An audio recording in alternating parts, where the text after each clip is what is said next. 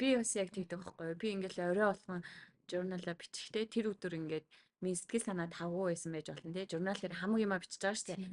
За өнөөдөр ингэсэн амар was a so bad day гэж мэгэл хэлсэн заяа би ингээл журналаа бичиж ичижсэн аа би хүчээр заавал журнал болныхон доор 3 одоо 3 талхалтай зүйлээ бичдэг байхгүй. Тэнгүүл би ингээд нөгөө амар стрессдсэн мөн өдөргээ ботцсон бичсэн байгаа шүү дээ тэр. Тэнгүүтээ ингээд хүчээр заавал би 3 талхалтай бичиж тэгээд гэл бодож байгаа хгүй өдөр. Тэнгүүт заавал нэг талхах юм гарч ирдэг байхгүй. Тэнгүүт л тэрийгэ бичснийхаа дараа харангуутлаа ганцаа not that bad. Тий.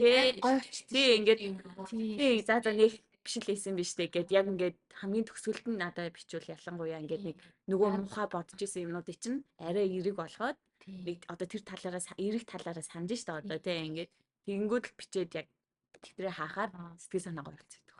Яг тэгэхээр тэний сайн хэлсгээр тий өдрөөс илгэж байгаа байхгүй. Яг адилхан. Миний үуч гэсэн яг адилхан.